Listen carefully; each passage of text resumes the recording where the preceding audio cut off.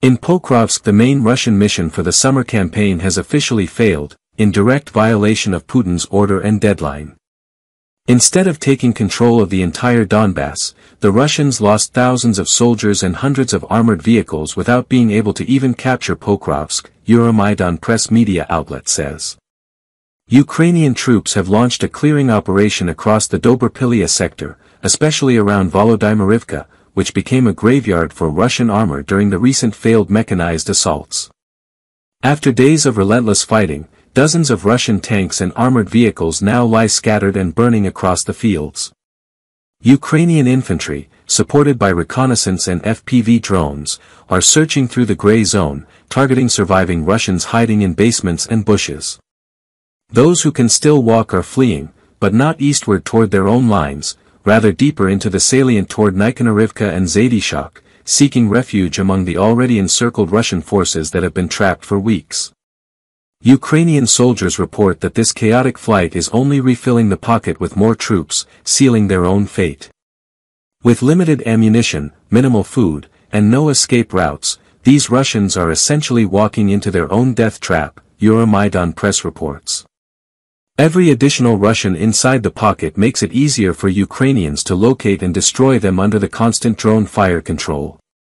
The Ukrainian General Staff reports steady progress, recapturing several square kilometers and consolidating control over Volodymyrivka and Mayak.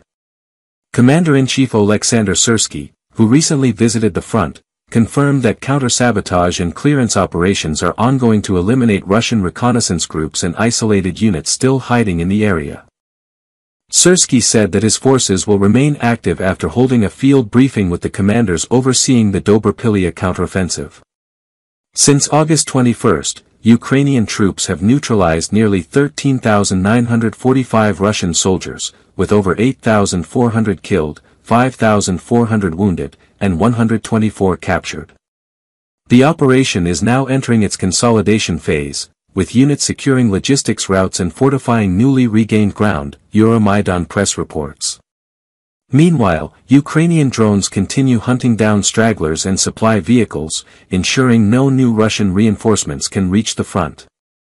The summer offensive, touted as the operation that would finally secure the rest of Donbas for the Russians, was supposed to start with the capture of Pokrovsk, a key logistical hub. From there, Russian generals planned to swing northeast to outflank the Ukrainian defensive belt stretching from Kostiantynivka to Sloviansk. Over 100,000 troops were committed to this goal, backed by months of talks promising swift results. Instead, the Russian army has failed to achieve a single strategic objective, only capturing fields, tree lines, and isolated settlements across the front. Even the brief Russian advance toward Dobropillia ended in humiliation, and what was supposed to be a breakthrough that needed to take Pokrovsk into a pocket ended in disaster. The failure could not have come at a worse time for Russian high command, as Putin personally set the Donbas capture deadline at before the winter, with Russian political leadership boasting that the Russian army would complete the mission within months. Overall, with the autumn rains turning the battlefield into mud, and Ukrainian artillery and drones maintaining total fire control, Russia's Donbas campaign has stalled completely. The offensive season will soon be over, and Russia's long-term goal to liberate Donbas is once again out of reach, Euromaidan Press says. All Putin's army achieved was to dig itself deeper into the stalemate, literally and politically, as Ukraine's counteroffensives push forward and another of his promises turns into dust.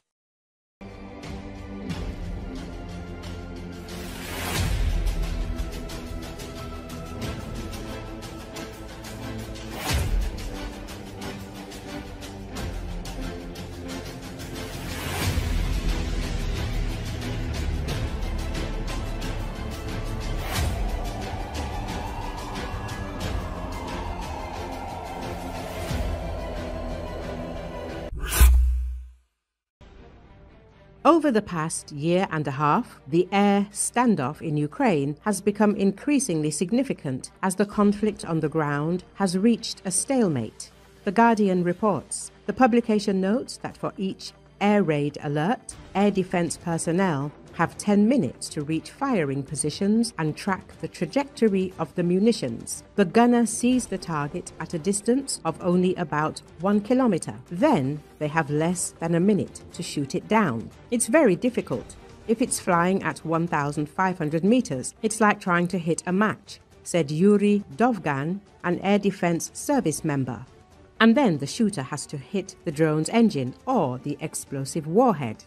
Ukrainian Air Force spokesman Yuri Ignat stated that the key to success and victory is in the sky, noting that Russia is breaking its own records for the amount of ammunition used in attacks. On the front in eastern Ukraine, Russia has also sharply increased its use of glide bombs to strike Ukrainian positions. At the same time, changes in tactics and capabilities have made Russian airstrikes more effective. Firstly, drones fly higher.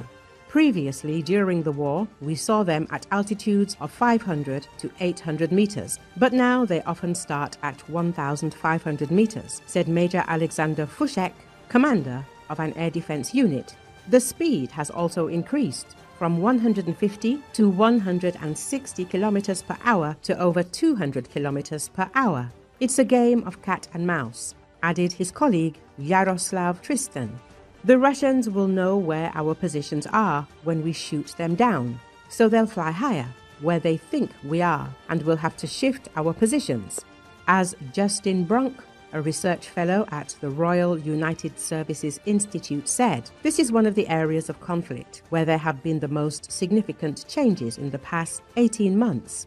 While much commentary has focused on the use of FPV drones on the battlefield, one of the factors most significantly impacting Ukraine's ability to defend itself is Russia's use of hundreds of glide bombs per week, primarily from Su-34s to strike enemy positions. They can continue to strike until those positions are destroyed. They have also become better at reprogramming their systems in flight.